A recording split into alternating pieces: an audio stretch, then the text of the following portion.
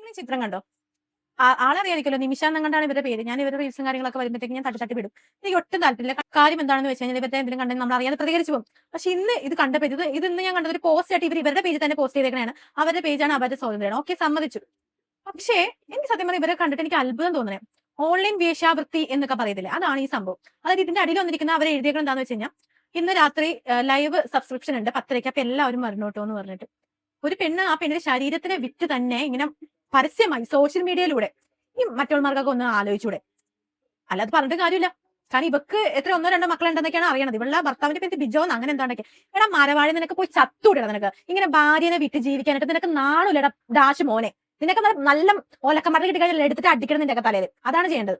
2 കുഞ്ഞുങ്ങളടക്കം ഉണ്ടെന്നാ പറയണത്. ആ കുഞ്ഞുങ്ങൾക്ക് കൂടി എന്തൊരു മോശമായ പ്രവൃത്തിയാണ് ഈ സ്ത്രീ കാണിച്ചു കൊടുക്കുന്നത്. ഇതൊരു AI ആയിരിക്കാം, പക്ഷെ എനിക്ക് ഇതിനോടൊട്ടും താല്പര്യമില്ല. എല്ലാവരും പറയാതിരിക്കും, കുറെ ആൾക്കാർ ഇതിനൊക്കെ ന്യായീകരണം പറഞ്ഞ ഇതാക്കുന്നുണ്ട്. പക്ഷെ നിങ്ങളൊന്ന് ആലോചിച്ച് നോക്ക്, നമ്മുടെ സോഷ്യൽ മീഡിയ എന്ന് പറയുന്നത് ഒരു പ്രായഭേദം ഇല്ലാതെ ഉപയോഗിക്കുന്ന ആൾക്കാരുള്ളത് ഇത് യൂസ് ചെയ്യുന്നത്. കൊച്ചു മക്കളടക്കം, അതായത് ഒരു 2 വയസ്സ് 3 വയസ്സുള്ള പിള്ളേരടക്കം യൂസ് ചെയ്യാനാണ് സോഷ്യൽ മീഡിയ എന്ന് പറയുന്നത്.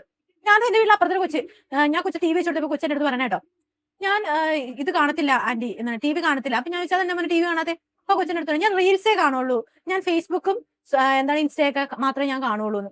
ഞാൻ കേട്ടപ്പോഴത്തേക്ക് ഞാൻ അതിശയിച്ചു പോയി. പിള്ളേരുടെ ഒക്കെ ഒരു മാറ്റം. അപ്പൊ ഒന്ന് ആലോചിച്ച്, ആ കുട്ടിക്ക് എത്രയാണ്, ഒരു 4 വയസ്സ് 5 വയസ്സങ്ങാണ്ട് പ്രായമുള്ളൂ. ആ കുട്ടി വന്ന് പറഞ്ഞിട്ട് പോയതാണിത്. പിള്ളേർ പറഞ്ഞിട്ട് കാര്യമില്ല, അവർ വളർന്ന സിറ്റുവേഷൻ ഇതാണ്, നമ്മൾ പറഞ്ഞിട്ട് കാര്യമില്ല. പക്ഷേ നമ്മുടെ മുതിർന്നവർക്ക് ഇതൊക്കെ ഒന്ന് നിയന്ത്രിച്ചൂടെ?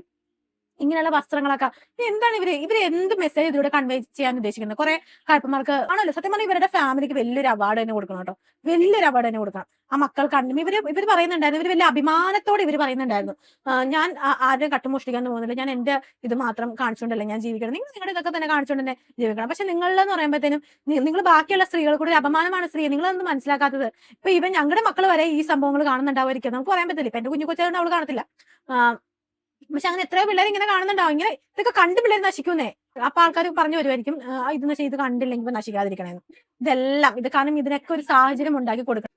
നമ്മൾ തന്നെ നമ്മുടെ സമൂഹത്തിനെ നശിപ്പിച്ചുകൊണ്ടിരിക്കണേ. നമ്മുടെ വളർന്നു വരുന്ന സമൂഹത്തിന് നമ്മൾ എന്താ പറയുക, ഇഞ്ചക്ട് ചെയ്ത് ഇങ്ങനെയുള്ള സംഭവങ്ങളൊക്കെ കാണിച്ച് നശിപ്പിച്ചുകൊണ്ടിരിക്കണെന്ന് പറയാനുള്ളൂ.